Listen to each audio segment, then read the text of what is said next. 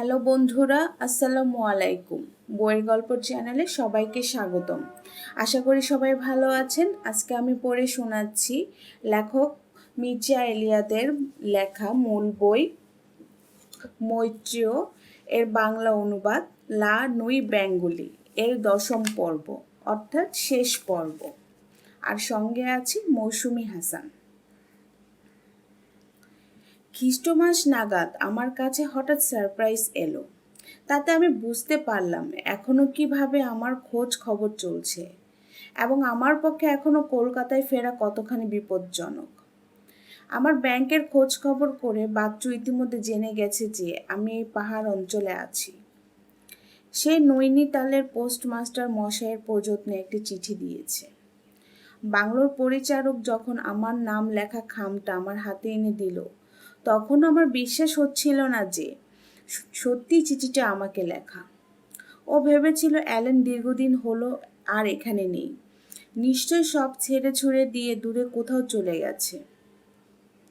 আমি আমার ঘরের দরজায় খিল লেটে দিয়ে চিঠিটা পড়তে শুরু করলাম। আমি প্রচণ্ড উত্তেজনায় কাঁপছি, যেন আমি মিস্টার সেন বা মৈত্রেয় বা মিসেস সেনের হাতে ধরা পড়ে গেছি। বাচ্চু লিখেছে, ওরা পরিবারবর্গ মিলে মেদিনীপুরে কাটিয়েছে। সেখান থেকে মৈত্রেয় নিজেই আমাকে তাড়াহুড়া করে কয়েক লাইন বিচ্ছিন্নভাবে লিখে পাঠিয়েছে। ও ওই খামের মধ্যে কয়েকটা বন ফুলও পাঠিয়েছে। হয়তো গ্রামের পথে ঘুরতে ঘুরতে কোথাও থেকে চলেছে। আমি বুঝেছি ও আমার এই নেহাতই বস্তুবাদী, ইন্দ্রিয়াসক্ত, পার্থিব মানুষের আসল চেহারাটা দেখে খুবই দুঃখ পেয়েছে। ও নিজের মনের মাধুরী মিশিয়ে কল্পনায় আরেকজন অ্যালেনকে সৃষ্টি করেছে এবং যার সঙ্গে পৃথিবীতে বাস্তবে অসম্ভব যাবতীয় স্বর্গীয় কল্পনা দিয়ে এক অপূর্ব রূপকথা গড়ে তুলেছে, যা এ বস্তু জগৎ থেকে বহু ঊর্ধ্বে, বহু দূরে, এক অপার্থিব স্বপ্নময় সত্তা। ও আমায় লিখেছে, আমি তোমায় হারিয়ে কি করে বাঁচব? তুমি যে আমার সূর্য, তুমি আমার কিরণ, ধারায় যে আমার প্রাণ সত্তা। আর একটা টুকরো কাগজে লেখা, তুমি বাতাস, তুমি ফুল। ও আরও লিখেছে, এই ফুলের গুচ্ছগুলোকে বুকের মধ্যে চেপে ধরে আমি তোমার একান্ত নিবিড় আলিঙ্গন অনুভব করি। আরেক জায়গায় লেখা, প্রতি রাতেই তুমি আমার কাছে আসো, যেমন আমি যেতাম। তুমি আমাকে নারীতে উত্তীর্ণ করে দিয়েছিলে, আর তুমি তুমি আছো অজস্র মণিমুক্তা সজ্জিত সুবর্ণ দেবতার মতো, অসীম ওপার সুষমায়। আমি তোমার সামনে সাষ্টাঙ্গে প্রণতা করি এবং তুমি আমাকে বুকে তুলে নাও। তুমি আমার কাছে শুধু প্রেমিক নও, তুমি আমার দেবতা, আমার সূর্য, আমার জীবন সর্বস্ব। আমিও যেন এক অদ্ভুত পৌরাণিক কালের স্বপ্নে আবিষ্ট হয়ে পড়েছি। একটা ব্যাপার ভেবে আমি ভেতরে ভেতরে কষ্ট পাচ্ছি এবং সংকুচিত বোধ করছি যে আমার মতো সামান্য রক্ত মাংসের মানুষকে মানুষ দেবতায় বানায় কি করে। আমি ভাবতে লাগলাম, কোনো নিরন্তর আদর্শে মহিম অনুভূতি মানুষকে দেবত্ব উত্তীর্ণ করে, কোনো মহেয়সী প্রেম মানুষকে সূর্যের মহিমা দান করে। আমি নিজেকে যেন এক সাম্রাজ্যের অধীশ্বর রূপে আবিষ্কার করলাম। আমিও তো কল্পনায় সবসময় আলিপুরে মৈত্রেয়র সঙ্গে আছি। কত নিবিড়ভাবে আমার সমস্ত পৌরুষ দিয়ে ওকে দুহাতে জড়িয়ে রেখেছি। যতই অলিক হোক, আমার মধুর স্বপ্ন নিয়তি আমাকে ঘিরে রইল। সমস্ত আকুলতা, সমস্ত আন্তরিক আরতি দিয়ে যেন আমরা এক অনন্ত সম্পূর্ণতা একে অন্যকে ঘিরে রয়েছি নিরন্তর। মৈত্রেয় পুরাণ কল্পনা আমাকে দেব প্রতিম করে তুলেছে। একটা বাস্তব আদর্শে মাত্রই পর্যবেসিত হয়েছি, অথচ আমি আমার মধ্যে তার কল্পনায় সেই সূর্যকে বা তার স্বপ্নের ফুলকে খুঁজে পাচ্ছি না, যাতে আমি তার যোগ্য হয়ে থাকতে পারি। আমি তো নেহাতই রক্ত মাংসের মানুষ, সব দুষ্কৃতি আবেগ সচ্ছলতায় নিয়ে। আমার বুকের ভেতরটা যেন দুমড়ে মুচড়ে উঠেছে। কেন মৈত্রেয় আমার থেকে এত দূরে চলে গেল? যদি ভবিষ্যতে আবার যোগাযোগ করার জন্য পাগলই হবে, তাহলে ওকে ভুলে যাবার জন্য আমায় অনুরোধ করেছিল কেন? ও আজ আমাকে যেমন করে ভাবছে, কে ওর মাথায় এইরকম আমাকে দেবতা বলে ভাবার অনুপ্রেরণা দিল? আমি তো দেবতা দূরত্ব চাইনি, আমি তো বাস্তব। এখনই তাকে একান্ত করে কাছে পেতে চাই। সব থেকে বেশি যন্ত্রণাদায়ক হয়ে উঠল সেই পরম মধুর একান্ত করে পাওয়া সুখ স্মৃতিগুলো। ওর রক্ত মাংসের অস্তিত্বটাকে নিয়ে আমি কতভাবে কত স্লাসে আদর করেছি, খেলা করেছি। সে যেন আমার সমস্ত চাওয়ায়, সমস্ত ইচ্ছার জীবন্ত প্রতিমূর্তি। তার দেহ, তার মন, তার সব কিছু, যার মধ্যে আমি নিজেকে বারবার আবিষ্কার করি। আমার স্মৃতিতে যেন সব কিছু চলচ্চিত্রে তার মতো দৃশ্যমান। আমি পৃথিবীর কোনো সম্পদের বিনিময়ে এক স্বপ্নকে ভুলতে রাজি নই। এটা আমার জীবনের শ্রেষ্ঠ সম্পদ, আমার আদর্শ, আমার পার্থিব সত্তা। কিন্তু আমি কেবল স্বর্গীয় ও পার্থিব আদর্শের প্রতিরূপ হয়ে থাকতেও রাজি নই। বাচ্চু আমাকে আরও নতুন কিছু খবর পাঠিয়েছে। অপারেশনটা সাকসেসফুল হয়নি এবং ইঞ্জিনিয়ারকে আবার নতুন করে 2 মাসের ছুটি নিতে হয়েছে। মিসেস সেনের চেহারা একেবারে ভেঙে গেছে। তার মুখের ভাব হয়েছে প্রশান্ত সন্ন্যাসিনীর মতো। মৈত্রের ভয়ের সংখ্যায় খুব শুকিয়ে গেছে। সে কিন্তু সমস্ত রকম বিয়ের প্রস্তাব দৃঢ়ভাবে প্রত্যাখ্যান করেছে। কলকাতায় ফিরে আসার পর থেকে ও নাকি ক্রমাগতই আমার রয়েট স্ট্রিটের বাসায় ফোন করার চেষ্টা করেছে। ওর ধারণা আমি এই শহরেই রয়েছি, কিন্তু আমি ইচ্ছা করে ওর সঙ্গে দেখা করছি না। বাচ্চু নাকি একদিন আমার পুরনো বাসায় গিয়েছিল। মাদার রিভেরিও ওর কাছে আমার সম্পর্কে অনেক অভিযোগ করে বলেছেন যে উনি আর আমাকে তার ওখানে থাকতে দিতে রাজি নন। আমি 2-3 সপ্তাহ বাইরে থাকবো বলে এসেছিলাম, কিন্তু তারপর থেকে 4 মাসের ওপর হয়ে গেল। আমি বেঁচে আছি কি না সে খবর পর্যন্ত কেউ জানে না। আমি কেবল হ্যালসকেই কটা ঠিকানাবিহীন টেলিগ্রাম করেছিলাম। ইঞ্জিনিয়ার শিবুকে প্রচণ্ড ধমক দিয়েছেন সে মিসেস সেনের অবাধ্য হয়েছিল বলে। বেচারা ছেলেটার বড় দুঃসময় চলেছে। বিয়ের সময়ে চুক্তি অনুযায়ী ওকে অনেকগুলো টাকার ঋণ পরিশোধ করতে হবে। ততদিন পর্যন্ত রুমও আলাদা থাকবে। রুমও এখন বাবা আমার কাছে, আর ও আছে একটা বড় অল্প ভাড়ায় ছাত্রাবাসে। দিনের পর দিন শুধু চায়ে পাউরুটি ভিজিয়ে খেয়ে পয়সা জমাচ্ছে। ঋণ পরিশোধ করে যত তাড়াতাড়ি সম্ভব রুমুকে নিয়ে আসবে। বাচ্চু চিঠিটা শেষ করেছে কবে নাগাদ ফিরবো ঠিক করেছি সে কথা জিজ্ঞেস করে। সে ছেড়ে জ্ঞান দিয়েছে আমি যেন নিজের কেরিয়ার নষ্ট না করি, অথবা তুচ্ছ একটা ভালোবাসাবাসি খেলা নিয়ে একটা মেয়ের জীবন নষ্ট না করি। সব মানুষেরই জীবনে এরকম একটু আধটু হয়, তাই বলে কেউ সব ছেড়ে ছুড়ে দিয়ে হিমালয়ে গিয়ে বসে থাকে না। শক্ত হয়ে এসব মোকাবেলা করতে হয়। এটা কোনো সমাধানই নয়। শেষে সে আবার যোগ করেছে কবে ফিরেছ।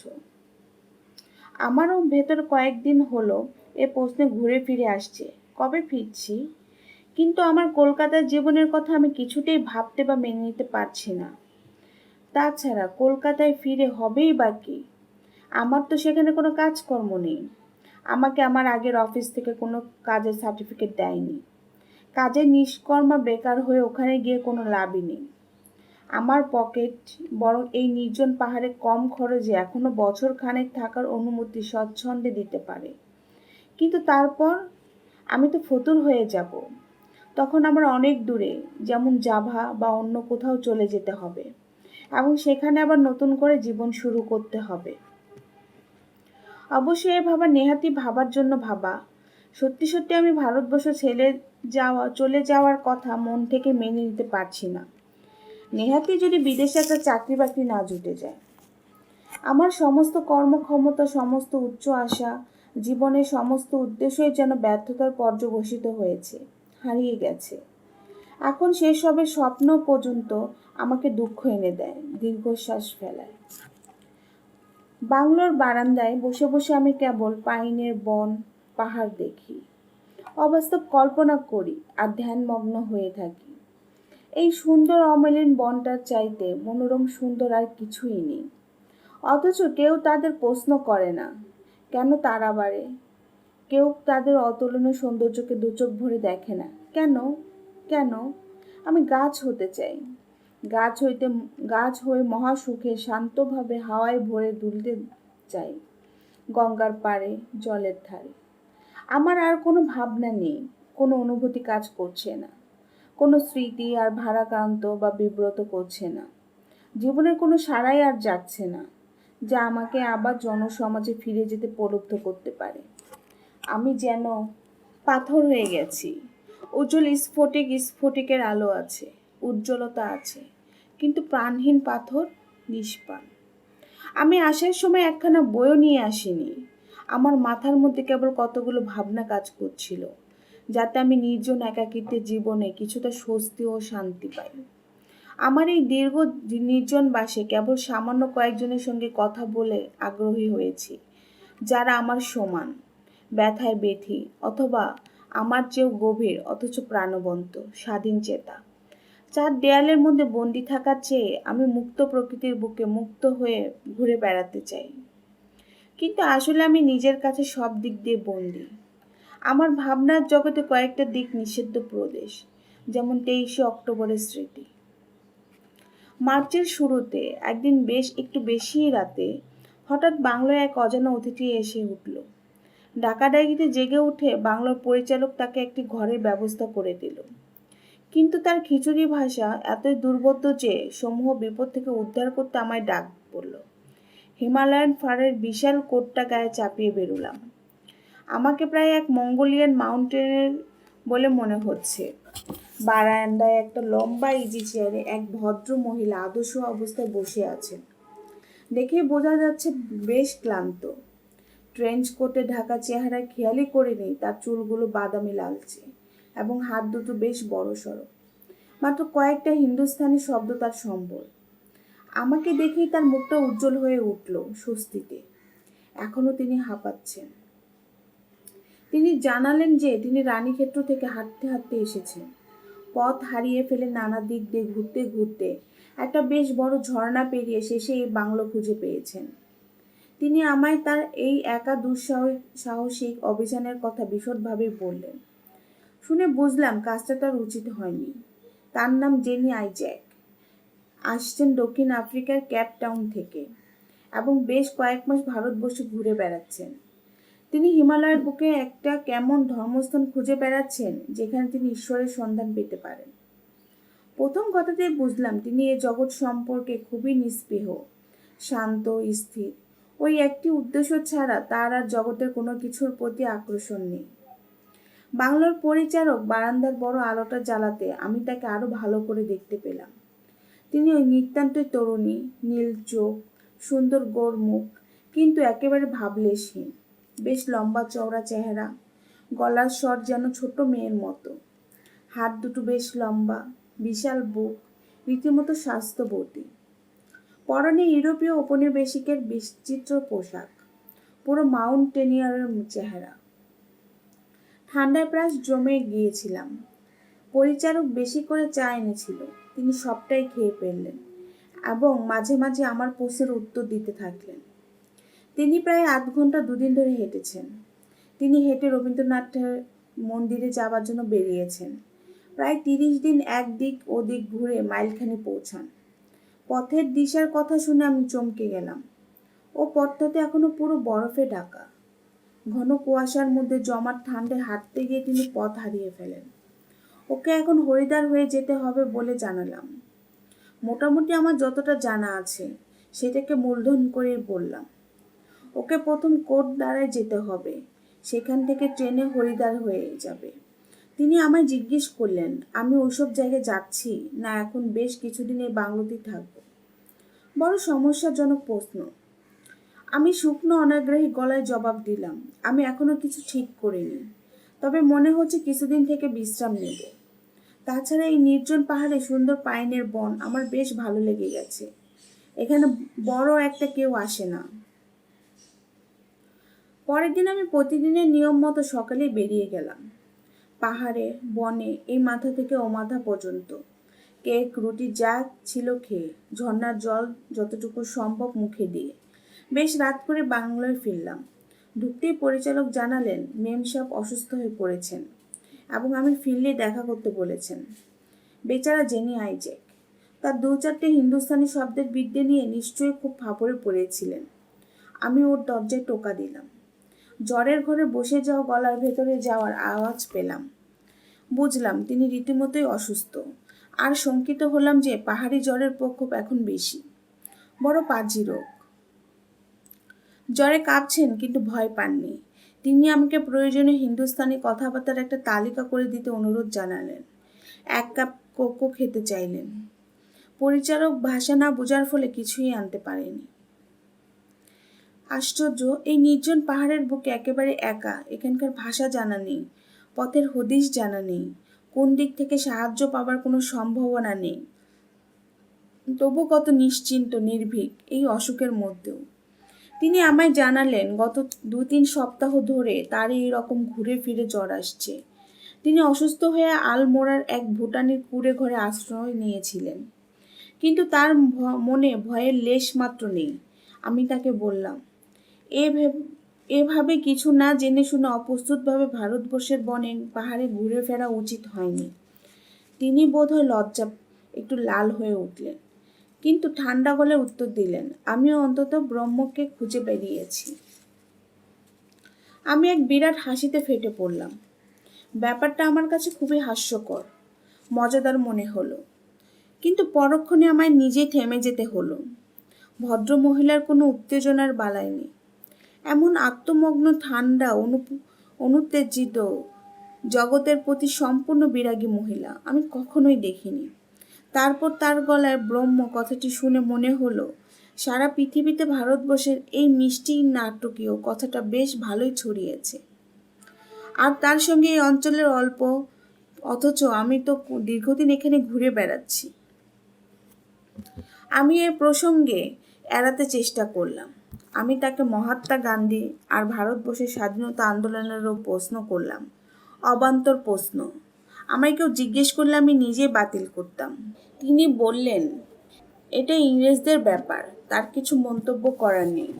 তিনি ফিনল্যান্ডের এক ইহুদি বংশের মেয়ে, তবে তার মতে তিনি সাদা চামড়ার লোকদের ভণ্ডামি একেবারে সহ্য করতে পারেন না, এবং সেই জন্য এসব থেকে দূরে থাকার জন্য তিনি ঠিক করেছেন কোনো এক আশ্রমে গিয়ে সত্যের জীবনের অমৃতের সন্ধানে রত হবেন। তার কথার মধ্য দিয়ে আমি অ্যাংলো সাকসেন জাতটা কীভাবে ভারতবর্ষের মহান সংস্কৃতিকে নেহাতি ফকিরি, মিস্টিক, কুসংস্কারাশূন্য ব্যাপার বলে অপপ্রচার করে আসছে। রামচরকের বইয়ে যে সমস্ত অবান্তর ধর্মীয় সত্যের এবং ক্রিয়াকর্ম ভাবনার কথা বলা হয়েছে তার প্রভাব অনুভব করলাম। এটা বোঝা যাচ্ছে যে ভদ্রমহিলা দীর্ঘদিন ধরে একা। তিনি আমার সব কথাকে সরাসরি নাকচ করছেন, তবু বলছেন, কারণ অন্তত একজন মানুষ পেয়েছেন যে তার কথা শুনছে, বুঝুক আর নাই বুঝুক। কথায় কথায় জানতে পারলাম তার 5 বোন। তিনি কেপ টাউনের মিউনিসিপ্যাল অর্কেস্ট্রায় বেহালা বাজাতেন, জোহান্সবার্গের কনসার্টও বাজিয়েছেন। মাসে 40 পাউন্ড স্টার্লিং আয় ছিল তার। কিন্তু তিনি তার পরিবারবর্গের সঙ্গে খাপ খাইয়ে চলতে পারেননি। তারা বুর্জোয়া মনোবৃত্তি সম্পন্ন। মেয়েরা বিয়ে ছাড়া আরও যে কিছু করতে পারে তা ভাবতেই পারে না। তিনি এই শ্বাসরোধ করা পরিবেশকে মেনে নিতে পারছিলেন না। তার কাজ ছিল রোজ রাতে তার নিজের পয়সা কেনা ছোট মোটর গাড়িতে চড়ে কনসার্টে বাজাতে যাওয়া, আর তিনি হয়তো পরম উৎসাহে আরও কিছুক্ষণ কথাবার্তা চালিয়ে যেতেন। কিন্তু রাত হয়ে গেছে, এই অজুহাতে আমি চলে এলাম। আমি তাকে বলে এলাম যে কোনো রকমের প্রয়োজন হলেই যেন আমাকে ডেকে পাঠান। তারপর খুব সন্তর্পণে তার সঙ্গে মৃদু হ্যান্ডশেক করে বিদায় নিলাম। সে রাতে অনেকক্ষণ ধরে ভাবতে লাগলাম, অনন্ত ব্রহ্ম ব্যাপারটার মূল চরিত্রটা কী, যার আশায় ভদ্র মহিলা তার সমস্ত কাজ কর্ম ছেড়ে বেরিয়ে পড়েছেন। তার জন্য আমার খুবই করুণা হলো। বেচারা শুধু রামচরক ছদ্মনামে ইংরেজ এক গল্পকারের অনন্ত ব্রহ্ম সম্পর্কে গল্প শুনেই একটা মোটামুটি সভ্য দেশের কর্ম, স্বাধীনতা ইত্যাদি ছেড়ে ছুড়ে দিয়ে ব্রহ্মের সন্ধানে বেরিয়ে পড়েছেন। অনেকক্ষণ ধরে তিনি আমাকে বোঝাতে চেষ্টা করেছিলেন যে তার সব আবিষ্কার, যার মধ্য দিয়ে তিনি এক নতুন ইন্দ্রিয়টির জগতের সন্ধান পেয়েছেন, সে এক অপার্থিব রহস্যময় ব্যাপার। একদিন নাকি রাত্রে স্বপ্নে একটা লাইব্রেরির নাম পেয়েছেন, যার সম্বন্ধে তিনি কিছুই জানতেন না। পরের দিন সকাল কয়টায় যেন যাবার পথে তার গাড়িটা মাঝপথে দুর্ঘটনায় পড়ে। হঠাৎই দেখেন সামনেই সেই স্বপ্নে দেখা লাইব্রেরিটা। অথচ তিনি কেপ টাউনের এই পথটা ধরে কয়েক শতবার যাতায়াত করেছেন, কিন্তু এর আগে কোনোদিন তার এটা চোখেই পড়েনি।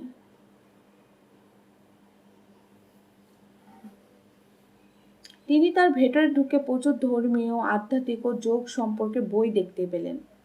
তিনি রামচরকের প্রচুর বই পড়েছেন, সেগুলো ভারত আত্মা সম্পর্কে গভীর জ্ঞান সঞ্চারী। দিন কয়েক ধরে আমার অনন্ত ঘোরাঘুরি বন্ধ হয়েছে, আর এই অভ্যাস মতো স্বপ্নালু কল্পনা আর তার ধ্যানে মেতে থাকতে পারছি না। জেনি এখন বেশ অসুস্থ, আমার তার কাছে থাকাটাই বেশি প্রয়োজন। এ কয়দিনই সে আমার ওপর এত নির্ভরশীল হয়ে পড়েছে যে তার এতদিনের একাকিত্ব, মানব সঙ্গ ছেড়ে আসার কথা ভুলে সে সবসময় ছোটো নাতায় করে পরিচারককে দিয়ে আমায় ডেকে পাঠাচ্ছে। অন্তরঙ্গতার সূত্র ধরে সে অনেক দীর্ঘ সময় ধরে আমাকে তার জীবন কাহিনী শোনাতে ব্যস্ত। অনেক কিছু তার একান্ত ঘটনাও নাকি সে আমার কাছে স্বীকার না করে শান্তি পাচ্ছে না। সে বলছে তার সঙ্গে আমার আত্মিক সম্পর্ক গড়ে ওঠার আগে তার জীবনের সব কথা আমাকে বলা দরকার, এবং সে তার গোপন প্রেম, ভালোবাসার কথাও অকপটে ব্যক্ত করেছে। সে বিশ্বাস করে যে নেহাতি একঘেয়ে চলতি চরিত্রগুলো থেকে সে একেবারে আলাদা জাতের, এবং সে নাকি মাদাম বোভারির মতো একসময় তার জীবনে ক্রমাগত পুরুষ সঙ্গ করে এসেছে একের পর এক। তখন তার মনে হয়েছে সেটাই সব থেকে মহৎ এক আদর্শ বিশেষ, এক চরম সত্য। কিন্তু এখন নানা অভিজ্ঞতায় জেনির এই জগতের ওপর ঘেন্না ধরে গেছে। এই সমাজ, পরিবার, প্রেম, ভালোবাসা সব কিছু তার এক বিরাট ভুয়া প্রবঞ্চনা বলে মনে হয়। সে যে কত কষ্টে এইসব পার্থিব বাঁধন থেকে মুক্তি ছিনিয়ে নিয়েছে, সব কিছু ত্যাগ করে বেরিয়ে এসেছে, সেসব অভিজ্ঞতার কথা বলতে বলতে তার ভাবলেশীন মুখে ব্যথার রেখা স্পষ্ট ফুটে উঠেছে। বিশেষ করে তার সঙ্গীত ও শিল্প জগৎ থেকে বিদায় নেওয়া সত্যি খুবই বেদনার। সত্যিকারের ভালোবাসার অভিজ্ঞতা তার জীবনের সামান্য। সে বলেই ফেলল, যার তার কাছে এসেছে তারা কেউই তাকে হৃদয় দিয়ে ভালোবাসতে পারেনি। যাকেই সে ভালোবেসে আঁকড়ে ধরেছে, পরে দেখেছে তারা প্রত্যেকে অন্য কারোর একনিষ্ঠ প্রেমিক। সে বুঝেছে তার মন প্রাণ প্রায় প্রেম কারো কাছে কোনো মানসিক আকর্ষণ সৃষ্টি করেনি। তাই সে ইচ্ছা করে দৈহিক প্রেমের চরম সুখ কোথায় এই নিয়ে যেন গবেষণা করে এসেছে। তারপর তার এই পার্থিব বস্তুর জগতে মায়া ত্যাগ করে অনন্ত ব্রহ্মের খোঁজে বেরিয়ে পড়েছে। এই তো আফ্রিকা ছেড়ে বেরিয়ে আসা মাত্র সপ্তাহ দুয়েক আগে সে এক জার্মান ছেলের সঙ্গে চুটিয়ে প্রেম করেছে। নিজেকে নিঃশেষে বিলিয়ে দিয়েছে তার হাতে। ছেলেটি একজন বিখ্যাত নৃত্যশিল্পী। সে জেনির প্রতি যথেষ্ট সহানুভূতি ছিল। সত্যি বলতে কি বোধহয় ভালোবেসেই ফেলেছিল। সে বিশ্বাসই করতে চায়নি জেনির ভালোবাসার ছলনা আদপেই হৃদয়ের ভালোবাসা নয়, তার এক নিষ্ঠুর খেলা মাত্র, দৈহিক মিলনের সুখের ছেলে খেলা। আসলে ভালোবাসার পাত্র দেশে মন থেকে ঘৃণা করে। সে তার বিশ্বাসের এমন একটা পর্যায়ে এসে দাঁড়িয়েছে, সেখানে পৌঁছলে মনে হওয়া সম্ভব সমস্ত পুরুষ মানুষই এক একটা কামুক পশু মাত্র, এক একটা ক্ষীণজীবী, জড়ভরত শুয়োর। সত্যিকারের প্রশংসনীয় পুরুষের হচ্ছে যে, যার ভেতরে বিচার, বিবেচনা, বিবেক ও অন্যের প্রতি সহানুভূতি, মহাত্মবোধ আছে, এবং যে আদর্শের জন্য পার্থিব সুখকে হেলায় ত্যাগ করতে পারে, যেমন সন্ন্যাসী, দার্শনিক বা কোনো আধ্যাত্মিক রহস্যের সন্ধানী। জেনির মাথায় এখন নানা রকমের অসংলগ্ন ভাবনা চিন্তা ভিড় করে আসছে। ওর নিজের জীবনে মানসিক বঞ্চনার ইতিহাস, এবং বর্তমানে নানা নারী সুলভ কুসংস্কার, পুরুষ সম্পর্কে মহানুভব পুরুষ, দেব সুলভ চরিত্র, নির্জন জীবন, সর্বদেব ইত্যাদি ভাবনা ওর সব গুলিয়ে দিয়েছে। আমি এই সমস্ত কথা শুনে প্রায় ক্ষেপে উঠেছিলাম। আমি যেদিন থেকে জনসমাজ ত্যাগ করেছি, এই নির্জনে পাহাড়ে বসে আছি, সেদিন থেকে আমার মনে একটাই চিন্তা করেছে, আমাকে একটা আদর্শ রূপ নিতে হবে, যে কোনো মূল্যই হোক। আর সে এই মেয়েটা অনন্ত ব্রহ্মকে খুঁজতে গিয়ে সব কিছু এমনি গুলিয়ে ফেলেছে যে কেবল অন্ধকারে হাতড়ে বেড়াচ্ছে এবং নিজেই নিজেকে কষ্ট দিচ্ছে। ওর মাথার ভেতরে হাজার রকমের বিভ্রান্তিকর ধারণা কিলবিল করছে। প্রতি রাতে আমি যখন ফিরে আসি, আমি আমার ডায়েরিতে আমার নিত্যদিনের চিন্তা, ধারণা, অভিজ্ঞতা লিখে রাখি। আমার মনে হচ্ছে জেনির এখানে আসাটা আমার পক্ষে নিতান্ত একটা সাধারণ ঘটনা নয়। ওর উপস্থিতিতে বোধহয় আমার সঙ্গে আবার নতুন করে আমার স্বেচ্ছার ছেড়ে যাওয়া আশা বস্তু জগতের সঙ্গে যোগাযোগ করিয়ে দেবে। সপ্তাহ খানেকের মধ্যে জেনি সুস্থ হয়ে উঠেছে এবং শারীরিক বল ফিরে পেয়েছে, কিন্তু এখনও তার চলে যাবার কোনো লক্ষণই দেখা যাচ্ছে না। ইতিমধ্যে আমার প্রতি তার মনোভাবও আমূল বদলে গেছে। প্রথম দিকে ওর কথাবার্তা আমাকে বেশ বিরক্ত এবং উত্ত্যক্ত করত, কিন্তু ও আমার প্রতি বেশ আকর্ষণীয় ভাব দেখাচ্ছে, আমার কথার মূল্য দিচ্ছে এবং কতগুলো বিষয়ের তার প্রতি আমার প্রশংসাকে আগ্রহে গ্রহণ করছে।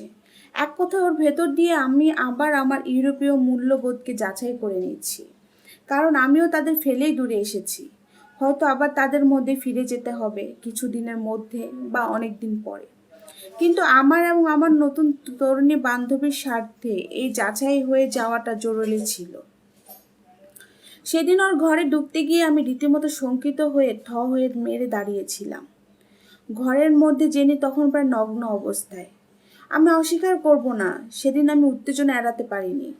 হাঁ হাঁ করে তাকিয়েছিলাম সেই মোহময়ী রূপের দিকে। সে রাতে নানা ভাবনা আমার মাথায় ভিড় করে রইল। আমি নিজেকে বারবার জিজ্ঞাসা করতে লাগলাম, মৈত্রের ওপর আমার এই যে লাগাম ছাড়া ভালোবাসা, বাস্তবে তা কেবল আমার জীবনে প্রবল আঘাত, বিচ্ছেদ, আমার সব কিছু ছেড়ে এভাবে নির্জনে অজ্ঞাতবাস, নিজেকে পর্যন্ত মানসিক যন্ত্রণায় ক্ষত বিক্ষত বিপর্যস্ত করে ফেলা ছাড়া আর কিছুই দিতে পারিনি। এই প্রেমের নেশা আমাকে একটা জগৎ সেন্টিমেন্টাল ভীতু ক্লিবে পরিণত করেছে মাত্র। আমার সমস্ত পৌরষ নিয়ে কর্মজগতের মুখোমুখি দাঁড়ানোর, নিজের ব্যক্তিত্বকে ও কর্মক্ষমতাকে সকলের সামনে প্রতিষ্ঠা করার বদলে আমি জড়, অক্ষম, ব্যর্থতার জীবন বেছে নিলাম কেন? এক তুচ্ছ নারীর ভালোবাসাকে মর্যাদা দিতে গিয়ে আমি এই অক্ষম ব্যর্থতার জীবনকে বেছে নিয়ে নিজেকে নিরন্তর বঞ্চনা দিয়ে চলেছি। এর শেষ কোথায়? এখনো কি সেই নারী, সেই প্রেমের মৃতপ্রায় স্মৃতিকে আঁকড়ে ধরে আগামী দিনের বাস্তব সম্ভাবনাগুলোকে বিসর্জন দেবার কোনো যুক্তি আছে? নিদারুণ অন্তর্দ্বন্দ্বে সেই রাতটা আমার প্রচণ্ডভাবে ছটফট করে কাটলো। আমার মনে হতে থাকলো একটা ভুয়া আদর্শকে আঁকড়ে ধরে থাকতে গিয়ে আমি আমার সমস্ত জীবনটাকে বিপদে নিয়ে চলেছি, যেটা একমাত্র মূর্খের মতো নিজেকে ধ্বংস করে দেবার পথ ছাড়ার কিছুই নয়। অবশ্য এটাও ঠিক যে আমার মনের এখন যে অবস্থা, তাতে নতুন করে আমার নারীর সঙ্গ, আবার সেই সংগ্রামের কামনার ব্যর্থ আকর্ষণে বাস্তব জগতের প্রতি আর আমার কোনো মোহ রাখতে ইচ্ছে করছে না। আমার এখন এই জীবনের বিনিময়ে একটা জিনিস দেখারই প্রচণ্ড আগ্রহ হচ্ছে, এই পৃথিবী তার নারী জাতি নিজেরা আমার দ্বারা কখনো আকর্ষিত হয় কিনা। আমার এই পলায়নী মনোবৃত্তি আর কোনো জগতের প্রতি প্রচণ্ড ঘৃণা, অনীহাই কি আমার এই অবস্থার জন্য দায়ী নয়? আমি নিজে ছাড়া আর কেউ কাউকে জোর করে আমাকে এই পথে ঠেলে দিয়েছে? আমার কি এখনো নতুন করে ভাবার, নতুন পথ বেছে নেওয়ার সুযোগ আছে? আমি জেনিকে যেন নতুন চোখ দিয়ে দেখতে চাইলাম। এবার আর আমার কোনো দ্বিধা, দ্বন্দ্ব বা কষ্ট হলো না, কোনো অযথা সেন্টিমেন্ট কাজ করলো না, প্রথম প্রেমের বিহ্বল অনুভূতি হলো না। আমার স্বাধীনতায় আর কেউ হস্তক্ষেপ করতে পারবে না। ক্যাপটাউন ছেড়ে আসার সময় জেনির ভেতরে বস্তু জগতের প্রতি যে অনীহা তার নারীত্বের স্বাভাবিক ধর্ম অনুভূতিকে আচ্ছন্ন করে ফেলেছিল, তাকে রুক্ষ কর্কশ করে ফেলেছিল, আমার সান্নিধ্য নিঃসন্দেহে তাকে তার এই অবস্থার ফাঁদ থেকে মুক্তি দিয়ে তাকে আরও স্নিগ্ধ, কোমল, রমণীয় করে তুলেছে। ও বোধহয় আমাকে ওর নারীত্বের মোহজালে বন্দি করে পেয়েছে। আমি যদি তাকে গ্রহণ করি, তার মধ্যে দিয়ে আবার নিজের কাছে প্রমাণ করতে পারি যে আমার ভেতরে চিরকালের সেই পুরুষত্ব এখনো মরেনি।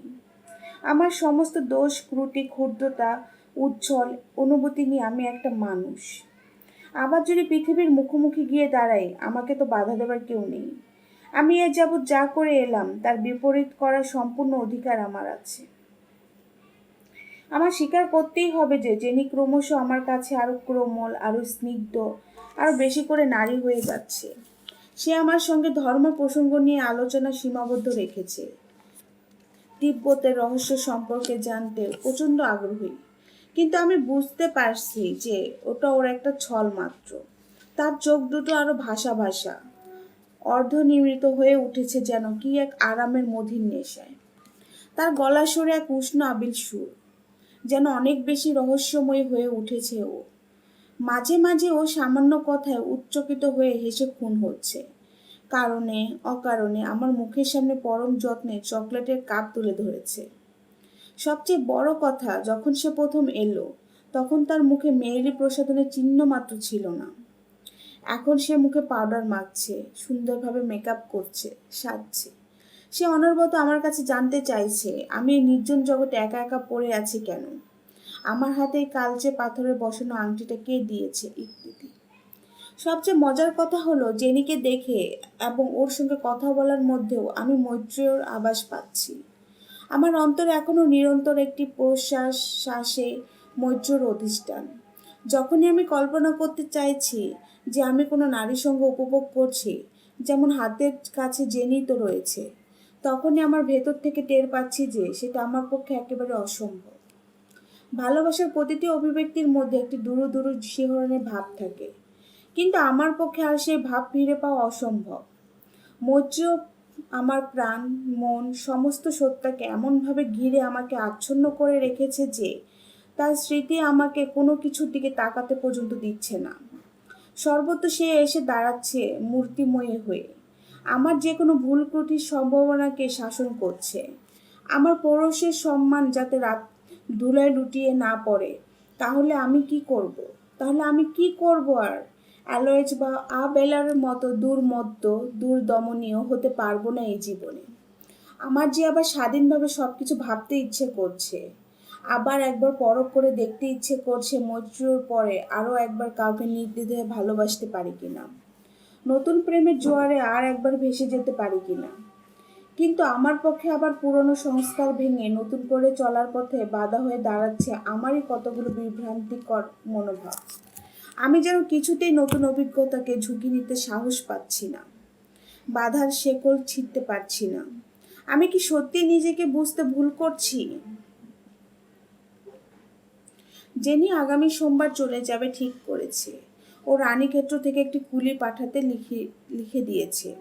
শেষে এই কটা দিন ও যেন বড্ড বাড়াবাড়ি শুরু করছে। নানা ছল ছুটে কেবল আমার কাছে কাছে ঘুরছে, অকারণে হাসছে, আমাকে শুনিয়ে শুনিয়ে বলছে যে পরিবার্য জীবনের সম্পর্কে তার কোনো ধারণা নেই, যাতে শুধু একাকিত্বের যন্ত্রণায় সার। সেরকম জীবনের দিকে এগোবার দরকার কি? আমাকে বারবার বোঝাচ্ছে ও আর আমার মতো নির্জন জীবন যন্ত্রণী স্পৃহা নেই, কারণ সেখানে কারো পথ চেয়ে থাকার সুযোগ বা সম্ভাবনা নেই ইত্যাদি। আমি ওর হঠাৎ নারীত্বের জাগরণে বেশ মজাই পাচ্ছিলাম। শনিবার সন্ধ্যায় খুব সুন্দর চাঁদ উঠেছিল। ঘন কুয়াশা ভেদ করে আকুল করা ছায়া ছায়া মেঘ জ্যোৎস্না আমার ভেতরটা যে ঠিক কিরকম করছিল তা বুঝাতে পারবো না। কেন আমি আমার ভেতরটাকে এভাবে চেপে রেখেছি? আমি এত সতর্কতার ভাবে নিজের কাছে কি গোপন করতে চাইছি?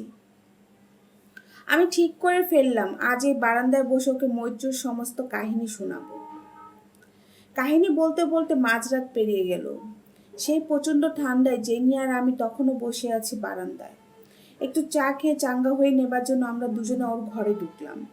আমি ইতিমধ্যে মৈত্রেয়র সম্পূর্ণ প্রসঙ্গ শেষ করে এখন বাচ্চুর চিঠির কথা বলছি এবং জেনিকে পরিষ্কার জানিয়ে দিচ্ছি যে আমি মৈত্রেয়কে ভুলেই যাব ঠিক করেছি, আর এই অযথা যন্ত্রণার স্মৃতি মনের মধ্যে পুষে রাখবো না। যা গেছে তার যাক। সেদিনে ভাবের আবেগ কি বলেছি কিনা জানি না, তা নিজে ভেবে পাই না। সেদিন যেন হঠাৎ খুশির মধ্যে বোকার মতো নিজেকে বিশেষভাবে প্রকাশ করতে রীতিমতো বাচালতা এবং ভাড়ামি করে ফেলেছি। আমি একটা সামান্য মানুষ, কেন যে অসামান্য একনিষ্ঠা দেখাতে গিয়েছিলাম, এই কথা ভেবে নিজেই হেসে খুন হয়েছি। জেনি শুকনো মুখে স্থির স্তব্ধ হয়ে সব ইতিহাস শুনছে। ওর দু চোখে জলধারা নেমেছে। আমি তাকে জিজ্ঞাসা করলাম ও কাঁদছে কেন। ও কোনো উত্তর দিল না। ওর দু চোখে জলের ধারা নেমেছে। আমি আবার তাকে জিজ্ঞাসা করলাম ও কাঁদছে কেন। ও তাও উত্তর দিল না। আমি ওর কাছে গিয়ে এগিয়ে ওর হাত দুটো আমার হাতের মধ্যে নিলাম। তার দুবাহু দু হাতে চেপে ধরলাম যেন নতুন সঞ্চারিত আবেগে। সে আমার খুব কাছে এসে মাথা নিচু করে রইল। আমাদের দুজনের উষ্ণ নিঃশ্বাস দুজনকে স্পর্শ করতে লাগলো। আমি ওর মুখের কাছে মুখ নিয়ে ধরা গলায় চরম উৎকণ্ঠায় বললাম, কাঁদছো কেন? বলো, বলো। ও এক দীর্ঘ নিঃশ্বাস ফেলে ও চোখ বুজলো। হঠাৎ আমাকে জড়িয়ে ধরে পাগলের মতো চুম্বন করতে লাগলো।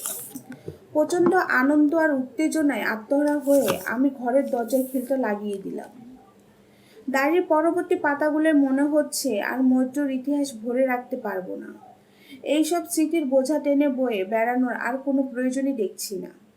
এই দীর্ঘদেহী সবল ফিনল্যান্ড বাসিনী শ্বেত শূর্ব দেহ দু হাতে আঁকড়ে ধরে আমি আর মৈত্রর কথা ভাবতে চাই না। জেনিকে প্রতিটি চুম্বন করার সময় যে মৈত্রর কথা মনে আসছে, সে মৈত্র আমার বঞ্চনার ইতিহাস। তাকে আমি মন থেকে দূর করে দিতে চাই সম্পূর্ণভাবে। দীর্ঘদিন সে বরতনুকে ঘিরে আমার সেদিনের প্রেমের স্বপ্ন শোধ গড়ে উঠেছিল। সে প্রেমের আজ সমাধি হয়েছে। আমি এখন কথা প্রসঙ্গে যে মৈত্রের কথা টেনে আনছি সেটা বিতৃষ্ণা ও ঘৃণা নিয়ে। আমি কি মৈত্রীকে সত্যিই ভুলতে চাই, নাকি আমার নিজের কাছে জোর করে প্রমাণ করতে চাই আমার ভেতরে প্রেমের একনিষ্ঠা বলে কিছুই নেই। আবার নতুন করে প্রেম করতে আমার এতটুকু কষ্ট, এতটুকু দ্বিধা হবে না। আমি নিজের মনের ভেতরটা যথেষ্ট আঁতড়ে কোনো সদুত্তর পাচ্ছি না, নাকি এটা আমার প্রথম অভিজ্ঞতাহীন জীবনে একটি ভুলের বোঝা মাত্র, যার ফলে এই কাদায় পড়া অবস্থা। আমি কোনো সিদ্ধান্ত নিতে পারছি না যে আমি এই আপাতমধুর স্মৃতিগুলো হঠাৎ অদৃশ্য হয়ে যাচ্ছে কি করে। আবার আমি নিজেকে সেই সব হতভাগ্যদের সঙ্গে একাশনে বসাতে পারছি না, যারা ভালোবাসে আবার ভুলে যায় এবং এই করতে করতে জীবন কাটিয়ে দেয়। প্রেম যে চিরন্তন, নির্দিষ্ট একনিষ্ঠতার প্রসাদ, তা মনে না রেখেই। কয়েক সপ্তাহ আগেও আমি ভাবতে পারতাম, কিন্তু জীবনে এক অদ্ভুত অস্তিত্ব। আমার দাঁতের বিষে আমি বিষে জর্জরিত। দোষ দেব কাকে? এইসব জিজ্ঞাসা আমার মনে ঝড় তুলেছে। তার কারণ, মৈত্রীর ওপর আমার ভালোবাসা যে কতটা শক্তিশালী তা আমি নিজে জানি। একথা ঠিক যে জেনির সোহাগে আলিঙ্গনে আগুন আছে, কিন্তু সে আগুনে আমার গা ঘিন ঘিন করতে করতে আমি আত্মাহুতি দিয়েছি। যা করেছি। কিন্তু একথা ঠিক যে এরপর আরেকটি নারী সঙ্গের জন্য নিজেকে প্রস্তুত করতে আমার অনেক অনেক দিন লেগে যাবে। আর দুটোর ক্ষেত্রে অস্তিত্বই আলাদা। আমি যাকে অন্তর দিয়ে ভালোবাসি সে হলো মৈত্রীয়, একমাত্র মৈত্রীয়। জেনি যখন নানাভাবে তার নিঃসঙ্গ ভঙ্গি এবং রুচিতে আমায় আদর সোহাগ করে চলছে, আর আমি দাঁতে দাঁতে চেপে থেকেছি। বেচারা জেনি, নেহাতি মেয়ে মানুষ। সে আমার দেহের পাশবিক সাড়া জাগিয়ে আমাকে খেপিয়ে তুলতে পেরেছে, কিন্তু আমার মন থেকে, হৃদয় থেকে মৈত্রকে মুছে দিতে পারেনি। অন্তরে যে নারীর স্মৃতিসত্তার চিত্র জাগরুক হয়ে আছে সে হলো মৈত্রী, একমাত্র মৈত্রী, আর কেউ নয়। মেয়েটাকে জিজ্ঞেস করলাম, তুমি সবসময় বুকের ওপর পড়ে থাকতে চাইছো কেন? সে তার ভাবলেশীন দুটো নীল চোখ বড় বড় করে মেলে বাচ্চা মেয়ের মতো বলে উঠল, তুমি মৈত্রীকে যেমন করে ভালোবাসো আমাকেও তেমনি করে ভালোবাসবে বলে। আমি চুপ করে গেলাম। এসব আকাঙ্ক্ষা কি করে সম্ভব? এরকম ভালোবাসা পাবার আকাঙ্ক্ষা? যখন তুমি গল্প করো মৈত্রীকে তুমি কত ভালোবাসো, তখন আমার নিজেকে খুব একা লাগে, বড় দুঃখী মনে হয়। আমার কাঁদতে ইচ্ছে করে, কান্না পায়। আমার মনে হয় ও বুঝে ফেলেছে যে আমি ওর আদর্শ উপভোগ করছি, সেটা নেহাতি দৈহিক ইন্দ্রিয়ানুক। আমিও তাকে প্রাণ দিয়ে ভালোবাসি না। পরদিন ভোরে ও ঘর থেকে আমি যেন মুক্তি স্থান নিয়ে বেরোইলাম। ও তখনও বিছানায় লেপ্টে শুয়ে আছে, তোমরানো মোচড়ানো বাসি ফুলের মতো। আমি মৈত্রকে ভোলবার পাগল করার চেষ্টায় চিহ্নস্বরূপ সমস্ত বিছানাটা এলোমেলো নয়ছয় হয়ে আছে। আমি সোমবার থেকে পায়েন বন পেরিয়ে দূরে সেই ঝর্ণা পর্যন্ত পৌঁছে দিয়ে এলাম। হায় ঈশ্বর, আমাকে কেন এ পথে নিয়ে যাচ্ছ জেনি আইজ্যাক? তোমাকে আমি কোনোদিন স্বপ্নেও কাছে পাবো? আমার এই নির্জনে পড়ে থাকা এই একাকিত্ব এবার আমার নিজের কাছে কিরকম বিরক্তিকর বোকামি বলে মনে হতে লাগলো। মৈত্রকে নিয়ে আমার স্বাদের স্বপ্ন বারবার ভেঙে ভেঙে যাচ্ছে। আমি লক্ষ্য করেছি যে আজকাল সব স্মৃতি যেন অনেক কল্পনা মনে হচ্ছে। আমার দিনে ক্লান্তি, রাতে অনিদ্রা। এরপর থেকে সব কিছু যেন বদলে যেতে থাকলো। একদিন সকালে আমি উপলব্ধি করলাম, এবার ফেরাও মরে। আশ্চর্য প্রভাত সূর্যের দিকে সরাসরি তাকিয়ে দেখলাম সোনালি কিরণ আর সবুজের মেলা। আমি বেঁচে আছি। আমার মৃত্যুর কালো শীতলতা থেকে উদ্বেল আবেগ নিয়ে মুক্তি দিয়েছে। আমার গান গাইতে ইচ্ছে করছে, ছুটে বেড়াতে ইচ্ছে করছে। আমি বুঝতে পারছি না কি করে এই অসম্ভবকে সম্ভব হলো। কোনো অপার্থিব শক্তি আমাকে ভর করে আমাকে বদলে দিয়েছে, সম্পূর্ণ পৃথক সত্তায় পরিণত করেছে। আমি নির্জন পাহাড়কে বিদায় জানিয়ে ফিরে চললাম। দিনের পর দিন আমি একটা চাকরির খোঁজে পোর্ট কমিশনার অফিস এবং অন্যান্য জায়গায় হন্যে হয়ে ঘুরে বেড়াতে লাগলাম। কথা দিয়েছিল ফ্রেঞ্চ কনসুলেট ট্রান্সলেটের চাকরি করে দেবে, সেটাও পাওয়া গেল না। আমার সম্বল বলতে আর শতখানেকের টাকা বেশি কিছু নেই, অথচ এখানে থাকতে গেলে আমার কিছু রোজগারের ব্যবস্থা চাই। হেল্থ এই বিপদের সময় আমার প্রতি প্রচণ্ড দুর্ব্যবহার করলো। আমি তাকে বলেছিলাম আমার কটা দিন তার ঘরে থাকতে, আমি 15 তারিখে তার বাসা ছেড়ে দেব। কিন্তু সে আমার কথা রাখতে অস্বীকার করলো একটা বাজে অজুহাতে, যাতে আমি বিপদে পড়ি। সে বলল আমি নাকি আর খ্রিস্টান নই, কাজে একজন পৌতলিকের সঙ্গে সে এক ঘরে শুতে পারবে না। আসল কথা হলো সে আমার অবস্থাটা পুরোই জানতো। সে জানতো আমার কাছে আর বিশেষ টাকা নেই, আর আমার এক্ষুনি একটা ভালো মানের চাকরির সম্ভাবনা নেই। মাদার রিভেরিও এই সুযোগে ভুলেই গেল আমি তার জন্য কতটা করেছি। সে কেবল হেল্টের ঘর আমাকে নেহাত দেখেই ফেলে, অনেক কষ্টে এক কাপ চা খাওয়াতে চাইলো মাত্র। আমার আর বিক্রি করে পেট চালানোর মতো অবশিষ্ট কিছুই নেই। খুব ভেঙে পড়লাম, বড় অসহায় অবস্থায় দিন কাটছে, বড় হতাশায়, বড় কষ্টে। আমি আবার বাচ্চুর সঙ্গে দেখা করলাম। সে আমার মৈত্রর আরেকটা চিঠি দিল। আমি সেটা নিতে অস্বীকার করলাম। সে আমায় মনে করিয়ে দিল যে আমি ইঞ্জিনিয়ার মশাইকে আমার ওয়ার্ড অফ অনার দিয়েছিলাম। আমি কি সত্যি কোনো কথা দিয়েছিলাম? আমার তো মনে পড়ছে না। বাচ্চু এমন ভাব করলো যেন মৈত্রীও বারবার তাগিদ দিচ্ছে আমাকে একদিন আলিপুরে পার্কে কিংবা সিনেমায় দেখা করার জন্য। মৈত্রীও নাকি আমায় টেলিফোন করতে চেয়েছিল, আমি ফিরিয়ে দিলাম। সত্য বলতে কি একটু রূঢ়ভাবে সব অস্বীকার করলাম। কিন্তু তার ফলে আমার ভেতরও একটু কষ্ট হতে লাগলো। যখন বোকার মতো মাথা খারাপ করে চোখের জল সব কিছু শেষ করে দিতে হচ্ছে, তখন আবার কোথা থেকে শুরু করব? ওকে বলে দিও ও যেন তার অ্যালেনকে ভুলে যায়, সে মরে গেছে, কেউ যেন তার জন্য অপেক্ষা না করে। আমি আমার ভেতরটা হাতড়ে বেড়াতে লাগলাম। আর কি আমার ক্ষমতা আছে আবার নতুন করে শুরু করার মতো? মৈত্রী কি সত্যি আমার উপর চিরকালের জন্য নির্ভর করে থাকতে পারবে? কিন্তু আমি কিছুই খুঁজে পেলাম না, কিছুই বুঝে উঠতে পারলাম না। ওকে যদি নিয়েই যেতে হয়, হ্যাঁ তাই, কিন্তু কি করে, কি নিয়ে পালাবো?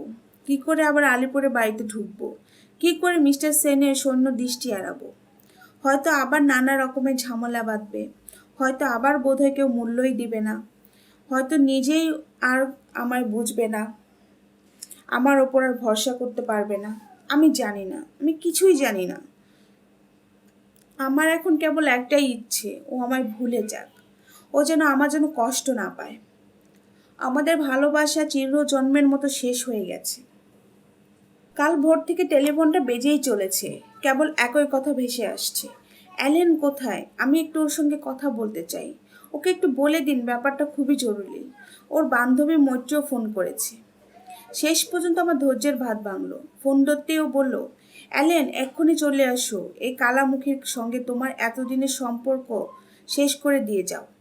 আমার ইচ্ছে করছিল এক্ষুনি ছুটে চলে যাই, ওর বুকে নিজেকে আছড়ে ফেলে, কিন্তু না, আমি কেবল মৃদু হাসলাম মাত্র।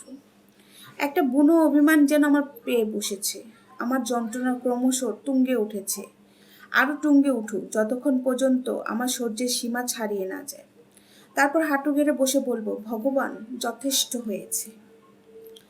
আজ আমি যখন এর সঙ্গে টেলিফোনের কথা শেষ করছি, হঠাৎ রিসিভারের মধ্য দিয়ে কানে এলো আরেকটা গলার স্বর। আমি সঙ্গে সঙ্গে বুঝতে পারলাম মৈত্রীর গলা। কত বয়ে কত সন্তর্পণে বলছে, অ্যালেন তুমি কেন চাইছো না যে আমার সঙ্গে তোমার কথা বলি? তুমি কি আমায় ভুলে গেছো? আমি নিঃশব্দে টেলিফোনটা রেখে দিলাম। আশপাশের টেবিল আলমারি ধরে টলতে টলতে নিজেকে ঘরে পৌঁছে এলাম।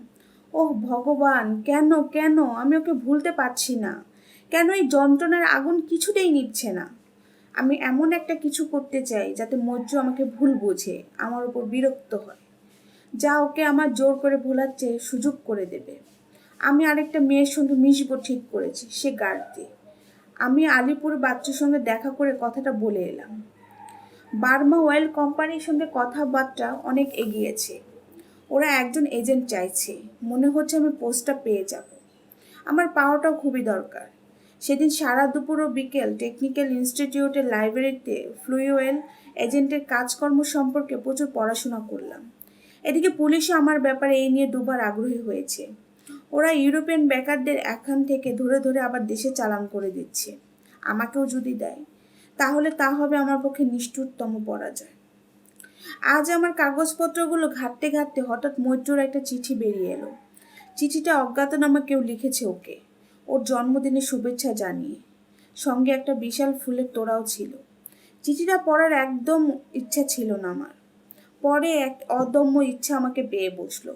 কিন্তু আমি এখনো বাংলায় বড্ড কাঁচা, তাই চিঠিখানা পাশের ডাক্তারখানা এক ভদ্রলোক দিয়ে এলাম। ওটাই লেখা, ওগো আমার চির না ভোলা চির জাগরূক দীপশিখা, আজ আমি তোমায় দেখতে যেতে পারছি না। আজ তোমায় একান্তে একান্ত আমার করে তো পাবো না। যেমন করে সেদিন তোমায় সম্পূর্ণ আমার করে আশ্লেষে পেয়েছিলাম, আর সেদিন তো ও আর পড়া অসম্ভব। আমার ভেতরে এক প্রচণ্ড ঈর্ষা, অমানসিক যন্ত্রণা ধকধক করে জ্বলে উঠল। আমি আমার টেবিলের কাঠ দু হাতে প্রাণপণে চেপে ধরে নিজেকে সামলাতে লাগলাম। তাহলে আর আজও আমাকে ফোন করায় না কেন? এ কি তামাশা! ও ভগবান, আমি যে বড় ভালোবেসেছিলাম, বড্ড ভালোবেসে ফেলেছিলাম। তাহলে কি সবটাই আমার ভুল? কোথায় আমার ভুল? কোথায় আমার গলদ? নাকি আমার বিপক্ষে সকলের অনেক অনেক কিছু বলার রয়ে গেছে? আজকাল আমি আর ডায়েরিতে সব ঘটনার কথা লিখি না। আশা করছি খুব শীঘ্রই ভারতবর্ষের সঙ্গে আমার সমস্ত সম্পর্ক শেষ হবে। আমার চাকরির ব্যবস্থা হয়ে গেছে, যদিও এখনো পাকা হয়নি। তবু আমি নিশ্চিত যে চাকরিটা আমার হবে, এবং আমায় সিঙ্গাপুর গিয়ে যোগ দিতে হবে। ওরা আমার যাওয়ার খরচ পাঠিয়ে দিয়েছে। আমার চারপাশে আমাকে কিছু বলার মতো কেউ নেই। আমি নিজেই নিজেকে উৎসাহিত চাঙ্গা করে তুলেছি যাতে কাজটা পাই। হ্যালডের সঙ্গে আমার বিচ্ছেদ অনিবার্য হয়ে উঠেছে। নেহাত ক্লারা যদি না থাকতো, তাহলে এতদিনই হয়ে যেত কিছু একটা। ওর ওপর একটা ভয়ঙ্কর রাগ চেপে বসেছে আমার মনে। ব্যাপারটা নিয়ে এতদিন গার্টির সঙ্গে ক্লারার তুমুল ঝগড়া হয়ে এসছে। তারপর থেকে আমি গার্টির ঘরেই আছি, আর দুনিয়া শুদ্ধ লোককে আমার সবচেয়ে সুখ পরিবার বলে ধরে নিয়েছে। লোকে ভাবছে আমরা দুজনে বুঝি গোপনে বিয়েটা সেরে নিয়েছি। গার্টি আসল সত্যটা ভালো করে জানে। আমি মৈত্রর প্রেমে পাগল হয়ে আছি, আর ওর সঙ্গে ঘুরলে মৈত্র আমার ওপর ক্ষেপে দূরে যেতে পারে। বাচ্চু নানা ছুটে আমাকে ধরবে বলে ঘুরে বেড়াচ্ছে। সে আমার যত চিঠি পাঠাচ্ছে আমি তার অর্ধেকও পড়ে দেখছি না। সেগুলো ন্যাক্কারজনক ইংরেজিতে লেখা। সে বারবার আমায় লিখে চলেছে যে মৈত্র সে মারাত্মক ভুলটা করবে বলে ঠিক করে ফেলেছে, আর তার ফলে লোকে তাকে খোঁজাখুঁজি করবে। আর সবচেয়ে বড় কথা, মৈত্রও নাকি আমার কাছে এসে উঠবে। তার এই মতলবের কথা পড়ে আমি মনে মনে বেশ শঙ্কিত বোধ করলাম। কিন্তু আমি তাকে আমার এই ভাবনার কথা ঘুণাক্ষরে করে জানতে দিলাম না, বরং খুব রূঢ়ভাবে এইসব ব্যাপার যা আমার আগে বলেছিল পুরোপুরি উড়িয়ে দিলাম। বাচ্চু আমায় প্রায় ভয় দেখে জানিয়েছে যে সে আমায় খুঁজে বার করার জন্য মৈত্র কোনো বাধাকে গ্রাহ্য করবে না। নাটক একেবারে। সিঙ্গাপুর। আমার সঙ্গে মিসেস সেনের ভাইপো সঙ্গে দেখা হয়ে গেল। ও এখানকার একটা প্রিন্টিং ওয়ার্কসে কাজ করে। অপার আনন্দে দুজন দুজনকে জড়িয়ে ধরলাম। কত পুরনো দিনের কথা হলো। ওখানে একবার প্রথম পরিচিত ব্যক্তি। আমি ওকে লাঞ্চে নেমন্তন্ন করলাম। খাওয়ার পর সিগারেট খেতে খেতে ও সরাসরি আমার চোখের দিকে তাকিয়ে বলল, তারপর ও স্বভাব সিদ্ধ গম্ভীর গলায় বলল, অ্যালেন, তুমি কি জানো মৈত্র তোমায় কত ভালোবাসে? তোমাদের এই সম্পর্ক সকলেই জেনে গেছে। আমি নিজেকে সামলাতে চেষ্টা করলাম। যদি ব্যাপারটা আমার পক্ষে গ্রহণযোগ্য খবর না হয়, তাহলে আমি আর এ নিয়ে কথা বাড়াতে চাই না, কোনো উৎকণ্ঠা প্রকাশ বা অন্য কোনো কিছু। আমি জানি সকলে মিলে ব্যাপারটা নিয়ে অনেক জল ঘোলা করেছে ইতিমধ্যে। সত্যি, লোকের কি আর খেয়ে দেয়ে কাজ নেই? কিন্তু আমাকে পিড়ে করতে লাগলো। শোনো, আমায় বলতে দাও। তোমার জন্য আরেকটা নতুন দুঃসংবাদ আছে। অন্তত পক্ষে সে মরেনি নিশ্চয়ই। আমি প্রায় আত্মস্বরে বলে ফেললাম। ব্যাপারটা জানার আগে আমার মনে হতে লাগলো ও এক্ষুনি যা বলবে তা আমার মন প্রাণ অন্তরেই জানে যে ও নিশ্চয়ই মৈত্রের মৃত্যু খবর দিবে। আমার মনে হলো আমার চোখের সামনে থেকে মৈত্র অদৃশ্য হয়ে যাচ্ছে। মরলেই তো চুকেই যেত। ও যা করেছে সেটা তার চেয়ে ঘৃণ্য কাজ। ও ওই ফুলওয়ালাটার সঙ্গে পালিয়েছে।